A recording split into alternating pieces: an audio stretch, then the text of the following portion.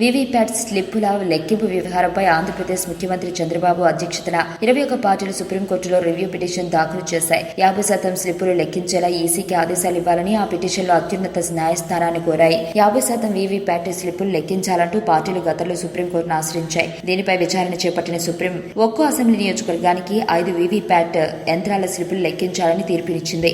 50% తప్పనిసరిగా లెక్కించేలా ఆదేశాలు ఇవ్వాలంటూ బుధవారం సుప్రీంకోర్టులో రివ్యూ పిటిషన్ దాఖలు చేశాయి. మరోపక్క వివిధ ప్రతిపక్ష పార్టీల నేతలతో కలిసి మంగళవారం ముంబైలో చంద్రబాబు విలేకరుల సమావేశంలో పాల్గొన్నారు. అమెరికా ఎన్నికల్లో రష్యన్ హ్యాకర్లు పాత్ర పోషించారని ఆరోపణలు వచ్చిన విషయం తెలిసిందే. అయితే చంద్రబాబు అమెరికా ప్రస్తావన తీసుకురాకుండానే రష్యన్ హ్యాకర్ల పాత్ర గురించి వ్యాఖ్యానించారు. ఈవీఎం యంత్రాలను హ్యాక్ చేయడంలో రష్యన్ హ్యాకర్ల పాత్రకు అవకాశం ఉంది. కోట్లు కట్టి చేస్తే హ్యాక్ చేయగలమని కొన్ని బృందాలు తిరుగుతున్నాయి. అందుకే ఇటువంటి అనుమానాలు వస్తున్నాయి. ప్రోగ్రామింగ్ ద్వారా ఈ ఈవీఎంలు యంత్రాలు పనిచేస్తాయి. ఆ ప్రోగ్రామింగ్ మారిస్తే వాటిలో ఏదైనా జరగడానికి అవకాశం ఉంది. ఎన్నికల కమిషన్ చెబుతున్న దాని ప్రకారం ఈవీఎం యంత్రాలకు అనుబంధంగా ఉన్న వీవీప్యాట్లలో ఓటరు ఎవరికి ఓటు వేసింది ఆ గుర్తు 7 సెకండ్లు కనిపించాలి. కానీ కొన్ని చోట్ల 3 సెకండ్లు కనిపించింది. ట్విట్టర్ లో నిర్వహించిన ఒక పోల్లో 27% మంది 7 సెకండ్లు కనిపించిందని చెబితే 55% మంది 3 సెకండ్లు కనిపించిందని చెప్పారు. ప్రోగ్రామింగ్ మారిస్తే మాత్రమే ఇలా సమయం తగ్గుతుందని, ఎవరు మార్చారు, ఎందుకు మార్చారని తేలాలి అని ఆయన అన్నారు.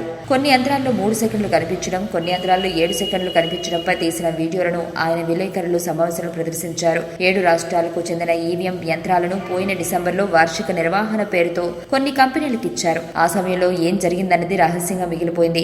ఏమై ఉంటుందనేది ఎవరికీ తెలియదు. పార్లమెంటు కూడా తెలపలేదు. కొందరు సర్వీస్ ఇంజనీర్ల ద్వారా వాటిని మరమ్మతు చేయించామని చెబుతున్నారు. ఆ ఇంజనీర్లు ఎవరు, వారిని ఎవరు నియమించుకున్నారు, వారిపై పర్యవేక్షణ ఎవరిది, ఏ అక్రమాలు జరగకుండా సెక్యూరిటీ ఆడిట్ ఎవరు చేశారన్న దానికి ఎవరి వద్ద సమాధానాలు లేవు. అందుకే ఈవీఎం యంత్రాలపై మాకు అనుమానాలున్నాయని చెబుతున్నారు. ఇవాళ కాకపోతే రేపైనా ఈ దేశం బ్యాలెట్ ఓటింగ్ కు మరలాల్సిందే. మనకంటే అత్యాధునిక సాంకేతికత సదుపాయాలు కలిగిన దేశాలే పేపర్ బ్యాలెట్ తో ఎన్నికలు జరుపుతుంటే అనేక అనుమానాలతో మనం ఈవీఎం యంత్రాలను వినియోగించాల్సిన అవసరం లేదు అని ఆయన తేల్చి చెప్పారు. ఈ దేశంలో సాంకేతిక పరిజ్ఞానాన్ని అందరూ రాజకీయ నాయకుల కంటే బాగా ఎక్కువ ప్రోత్సహించిన వాడిని తానే ఈ విషయంలో సాంకేతికత వద్దని చెబుతున్నారంటే పరిస్థితి ఎలా ఉందో అర్థం చేసుకోవాలన్నారు.